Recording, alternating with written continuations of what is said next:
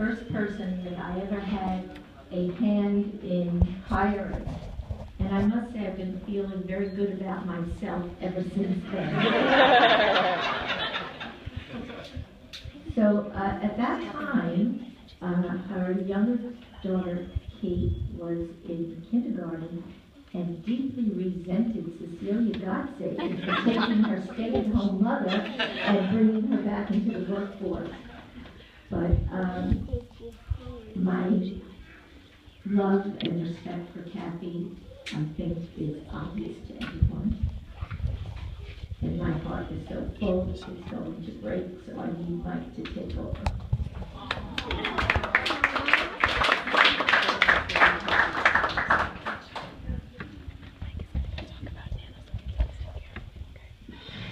I was going to sing, but that's... I said I was going to sing, maybe not. I was going to sing.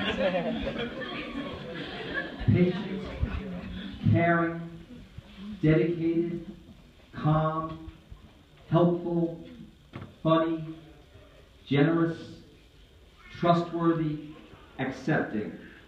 The list goes on and on of words that I could use to describe Kathy. You have meant the world to this school and the students and the people here. Thank you so much for what you've done.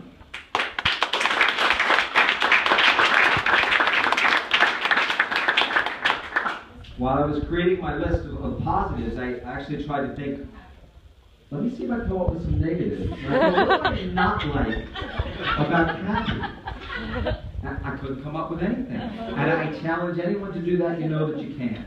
For 29 years at Bishop Laughlin, Kathy Sutcliffe has served with unconditional love and has improved the lives of everyone here. So today we're here to honor you and to thank you for everything you've done for all of us.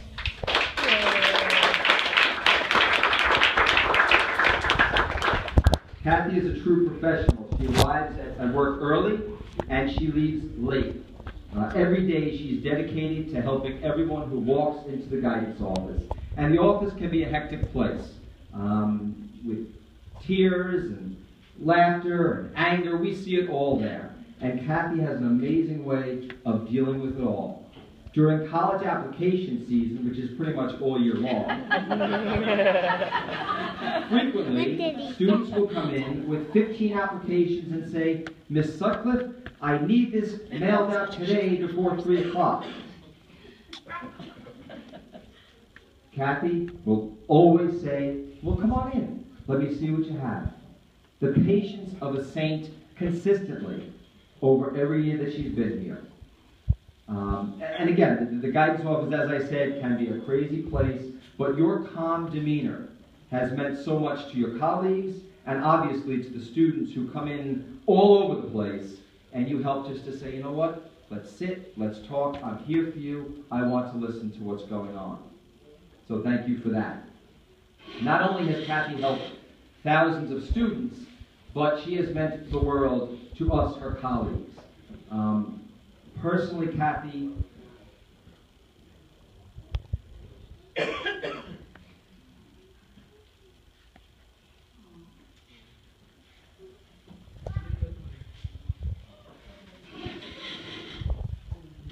I have learned so much about being a guidance counselor from you,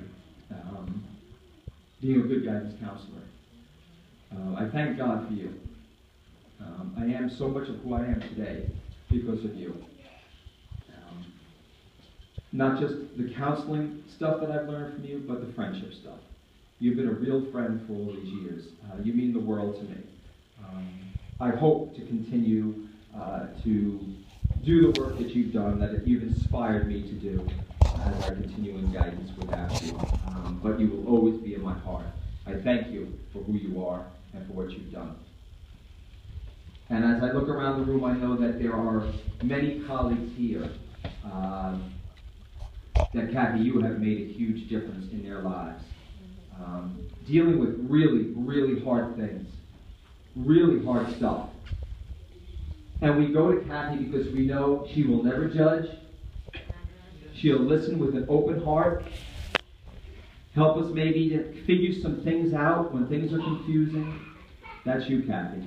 And we owe the world to you for that, for being who you are.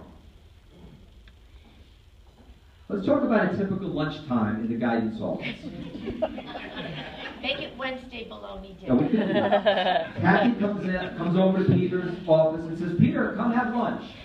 Because Peter will, if he doesn't get invited, will just continue to work and work and work. The man just turned 104, he outworks all of us. So we head to the back room for lunch, we sit down, and the conversation starts. Now, Kathy is culture. Peter is culture. I'm not very cultured. So they'll begin to speak about a book that they've read. So of course it goes right over my head with these two avid readers. Then they'll move on to the theater. Peter will say, have you seen Rainbows in the Attic? And Kathy will say, of course I've seen it. And I'm sitting there. Then they get into movies. I think, all right, I got a shot here. They start to talk about a suspense thriller. I'm thinking, all right. Then I find out the entire movie was in German. With English subtitles. Again, they're cultured. I'm not. Every once in a while I'll say, did anyone see the Yankee game last night? Again, that's me. Inevitably, almost every day, 3 bites into her lunch, Kathy is called away by a student. Miss Sutcliffe, I need you. I see that you're eating, but I'm a teenager. My needs must be met right now. And Kathy, being who she is, immediately hops up and heads off and works with that student and helps them in any way that they need. 10 minutes later, she's back in the office, back in the conference room. We sit down, we continue. More stuff going over my head. And again, a student, Miss Sutcliffe, I just have a question for you. Off she goes again. Again, that is her style. Kathy, I've never told you this, but sometimes when you leave, I take a couple of bites of your sandwich. She's up and down so many times.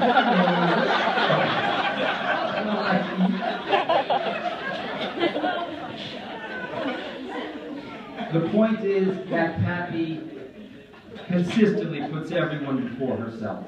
And I think anyone who's sitting in this room knows exactly what I'm saying. And that modeling for our students has helped them, I'm sure, in their lives to be the great people that they are. But that's consistent. There aren't any huge, great stories that I tell. It's the life that you live every day that stands out, a life of love and consistency, and that means the world to all of us. Earlier this week, Ebony Cadet, a recent Laughlin grad, stopped by Laughlin, and we were chatting, and she was sad to hear that Kathy was retiring, her beloved Miss Sutcliffe, and she had so many amazing things to say about you. But one thing very simple that stood out for me was that Ebony said, Miss Sutcliffe did everything for me. A very simple but very telling line. And I think there's so much truth in that for what you've done for all the students, whether it's getting them a safety pin because clothing is falling apart, or helping them deal with some of the real challenges that adolescents face in terms of feelings and emotions and the real struggles that our students face. Kathy is there from the simple stuff right down to the harder stuff. And Ebony is doing well at Cornell right now, and you have a lot to do with that, Kathy Sutcliffe. So why retire? Well, Kathy's part of this thing called the book club. And it's a group of fiery ladies that get together to, debate literary works while sipping coffee. And I think it meets about once a month. But in September, it's going to be meeting 4 nights a week.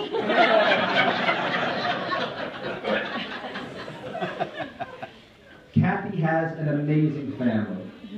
We're always hearing about her family.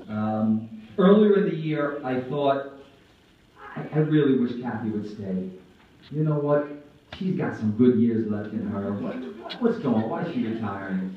And then a few weeks ago, Tess and Ellie visited the Bishop Laughlin.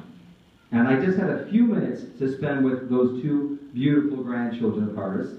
I'm hoping to meet Nick. I saw Nicholas with Nicholas right there. Okay. And after meeting those two little girls, I thought to myself, why hasn't Kathy retired already? She loves those grandchildren. They mean the world to her, so certainly you have that to look forward to. Claire and Kate, your mom loves you so much. So much. You guys mean the world to her. All we hear all the time is about how great you girls are. And you know you're lucky to have her. And Mike and Becky, same deal. Same deal. She loves you guys to death. So, Charlie. Kathy and Charlie just celebrated their 39th wedding anniversary. 39 years together. And truly a match made in heaven. Charlie's an amazing person, and they're just a great couple. You are truly blessed to have Kathy. So all of this Kathy has to look forward to. I want to say thank you again so much for all that you've done for me and for the Lockton community and for thousands of lives that you have impacted with your love and care. I wanted to finish just with a short little reading. I have a book here.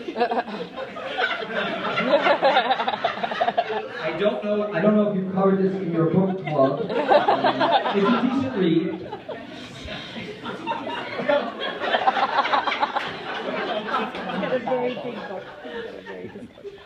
When I think of the words to this, I automatically think of you, Kathy. And I think if we took out the main word in this and put the word Kathy in there, it would fit perfectly. Love is patient. Love is kind. It does not envy. It does not boast. It is not proud. Love does not dishonor others. It is not self-seeking. It is not easily angered. It keeps no record of wrongs. Love does not delight in evil, but rejoices with the truth. It always protects, always trusts, always hopes, always perseveres. Love never fails. Love is patient. Love is kind. Love is Kathy Sutcliffe. Yes.